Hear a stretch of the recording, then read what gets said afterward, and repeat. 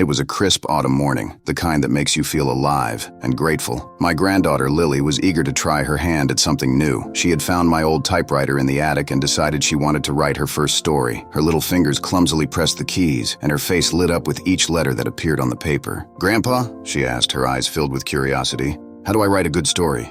I smiled, recalling my own beginnings as a writer. "It takes time, Lily, and a lot of persistence," I said, gently placing my hand on hers. "Let me share a story with you. When I was your age," I began, "I wanted to become a writer. I had all these ideas buzzing in my head, but I didn't know how to start. My father, your great-grandfather, gave me a notebook and told me to write something every day." Lily's eyes widened with interest. "Every day, Grandpa?" "Yes, every single day," I replied. At first I was excited. I filled pages with stories about adventures, dragons, and faraway lands. But as days turned into weeks and weeks into months, I found it hard to keep going. There were times when I wanted to give up. "But you didn't, right?" Lily asked, already knowing the answer. "No, I didn't," I said with a nod. One day, after I had filled many notebooks, I showed my stories to my father. He read them all, and then he told me something I'll never forget. Lily's face lit up with determination. "So, if I keep writing every day, I'll become a good writer too?" "Exactly," I affirmed. "Persistence and hard work are your best friends on this journey. It's not about how fast you get there, but about the dedication you put into it." Lily hugged me tightly. "I'll keep writing, Grandpa, I promise." As the days passed, Lily spent time each morning tapping away at the old typewriter. She wrote about magical worlds, brave heroes, and heartwarming adventures. Some days were easier than others, but she never missed a day. One evening, a few months later,